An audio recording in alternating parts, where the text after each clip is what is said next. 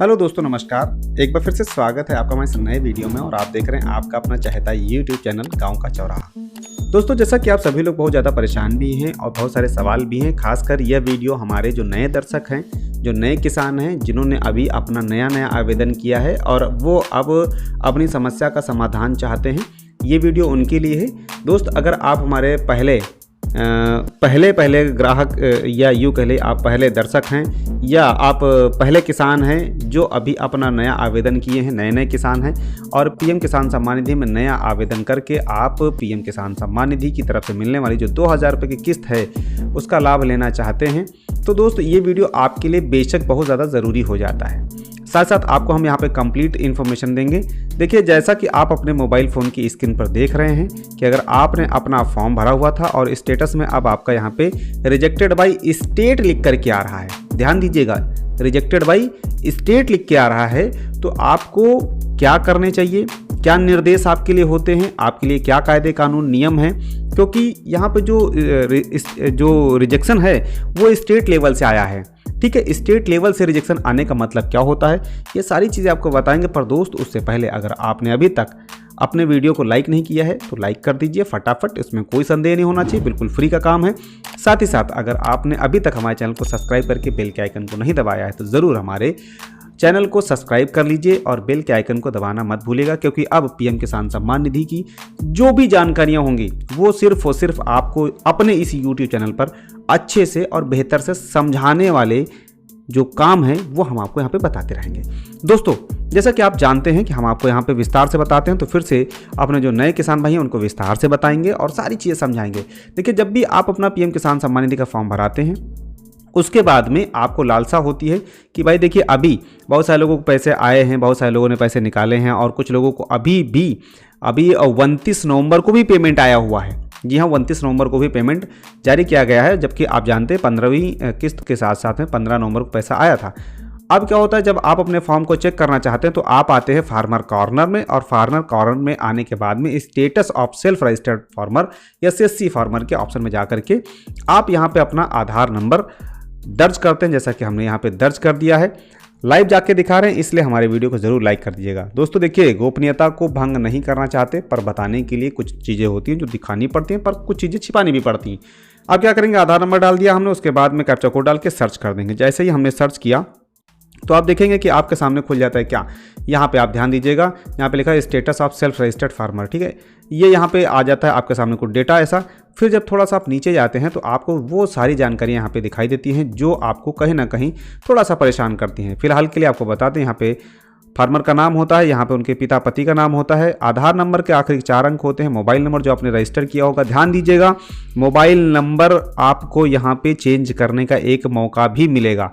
जी हाँ, mobile number change करने का भी मौका मिलेगा आपको, और अकाउंट नंबर भी यहाँ पे दिखाई देता है, IFSC कोड भी दिखाई देता है, पर ये उनके लिए है जिन लोगों ने रजिस्ट्रेशन 2020 के आसपास किया था। फिलहाल अभी यहाँ पे जिन लोगों ने 2022 में रजिस्ट्रेशन किया होगा उनके साथ ऐसा नहीं होगा। और अगर स्टेटस में आपका यहाँ पे दिखाई दे रहा है रिजेक्टेड, तो फिर क्या करना है। देखिए, सबसे बड़ी बात यह है कि आपका जो फॉर्म है, जब भी आप अपना नया आवेदन करते हैं तो सबसे पहले वो जाता है ब्लॉक लेवल पे या सब डिस्ट्रिक्ट पे, फिर वहाँ से डिस्ट्रिक्ट लेवल पे जाता है और डिस्ट्रिक्ट लेवल से जाता है स्टेट लेवल पे। मतलब आपका अंतिम चरण पे पहुँचते पहुँचते या उससे पहले ही आपको बिल्कुल धड़ाम से नीचे गिरा दिया गया है, या यूँ कह आपके फॉर्म को रिजेक्ट कर दिया गया है। अब इसे सही कैसे करेंगे। जी हाँ, हमने जिक्र किया हुआ है कि अगर फॉर्म रिजेक्ट हो गया है तो दोबारा ऑनलाइन कैसे सही करें, दोबारा ऑनलाइन नहीं करें, दोबारा कैसे सही करें, ये विशेष ध्यान देने वाली बात है। क्या करना होगा उसके लिए आपको फिर से चलना होगा पीएम किसान सम्मान निधि की इस ऑफिशियल वेबसाइट पे। ठीक है दोस्तों, स्टेप बाय स्टेप आपको हम बताएंगे और आप यहाँ से अपना मोबाइल नंबर भी चेंज कर पाएंगे।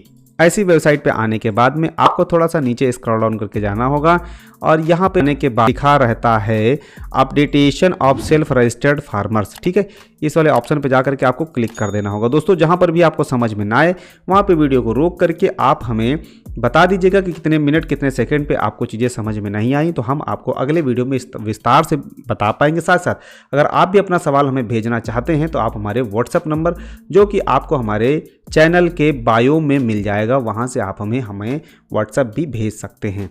दोस्तों, अब क्या होगा, यहाँ पे updation of self registered farmer वाले ऑप्शन में आकर के यहाँ पर भी आपको अपना आधार नंबर डालना होगा। ठीक है ना दोस्तों। इस प्रकार से हमने क्या किया, आधार नंबर डाल दिया है और आधार नंबर डालने के बाद में फिर आपको यहाँ पे कैप्चा कोड भी फिल करना होगा और जाके सर्च कर देना होगा। जैसे ही आप सर्च करेंगे तो आपके सामने कुछ एक ऐसा जो है वेबसाइट या पेज खुल जाएगा। आपको ध्यान देना है, अब आपको अपने मोबाइल पे OTP के बेस पे ही आपको आगे के प्रोसीजर को प्रोसीड करना होगा। देखिए वो तो हम अभी नहीं बता पाएंगे, क्योंकि आगे जो प्रोसीजर है वो खुद से ही आपको करना है और खुद से ही करेंगे। पर क्या है ना, OTP का मामला है तो हम किसी भी ग्राहक या किसी भी दर्शक से OTP की डिमांड या रिक्वायर नहीं करते हैं, इसलिए आगे का जो प्रोसेस है वो आपको खुद से ही करना है। आपको बताते चले, यहाँ पर जो रजिस्टर्ड मोबाइल नंबर दिखाई देगा उस पर OTP जाएगा। जितनी बार भी आप यहाँ पे सर्च करेंगे या बढ़ाएंगे आगे, तो अगर ये आपका कैप्चा कोड चेंज हो जाता है तो इसको बार बार अपना यहाँ पे टाइप कर लेना है।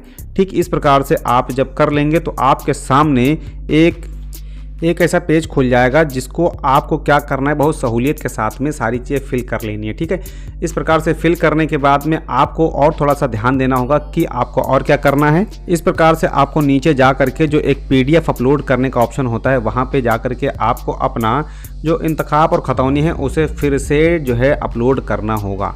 ठीक है ना दोस्तों। तो इस प्रकार से आप बहुत अच्छी तरीके से अपना जो रिजेक्टेड फॉर्म था उसे सही कर पाएंगे। सही करने का जो तरीका है वो बखूबी है। फिलहाल के लिए आने वाला जो हमारा अगला वीडियो है जिसमें हमने आपको कंप्लीट बताया हुआ है कि कैसे आप अपने इस प्रकार के जो फॉर्म हैं उसे कैसे अपलोड करेंगे, वो आपको 1 से 2 दिन में मिल जाएंगे, या हो सकता है वो आ चुके हों, आपने अभी उस वीडियो को ना देखा हो तो जाइएगा उस वीडियो को भी देख लीजिएगा और आप कंप्लीटली समझ पाएंगे कैसे आपको डॉक्यूमेंटेशन को फिल करना होगा। क्योंकि यहाँ पर जो आपको ये जो रिजेक्टेड फॉर्म है स्टेट लेवल से, इसका एक ही समाधान है कि इसे दोबारा से फिर से अपडेट किया जाए अपने खुद के मोबाइल फ़ोन से, या फिर आप अपने खुद के PC से भी कर सकते हैं, या फिर अपने आसपास के जनसेवा केंद्र से भी करवा सकते हैं। तो दोस्तों आई होप आपको ये जो जानकारी है ये स्पष्ट होती हुई नज़र आ गई होगी कि अगर ऐसा किसी का रिजेक्ट हो रहा है तो परेशान होने की ज़रूरत नहीं है, वो दोबारा से फिर से भी सही किया जा सकता है। पर हाँ, समय बर्बाद होता है, वेटिंग में आपको और भी रहना पड़ता है और आपको इंतज़ार करना पड़ता है, इसलिए थोड़ा सा खेद तो होता ही होता है, बुरा लगता है, पर उसके लिए कर भी क्या सकते हैं क्योंकि ये डिपार्टमेंट के हाथ में होता है, ये अपने हाथ में नहीं होता है। दोस्तों तो आज का वीडियो कैसा लगा बताइएगा हमें कमेंट बॉक्स में। साथ साथ चैनल पर अगर पहली बार आए थे तो जरूर हमें सब्सक्राइब करते हुए सपोर्ट कर दीजिएगा, क्योंकि आप भी किसान के बेटे हैं और हम भी किसान के बेटे ही हैं। मिलते हैं आपको अगले वीडियो में, तब तक के लिए नमस्कार, आदाब, सत श्री अकाल। मिलते हैं अगले नेक्स्ट वीडियो में, तब तक के लिए अपना ख्याल रखिएगा।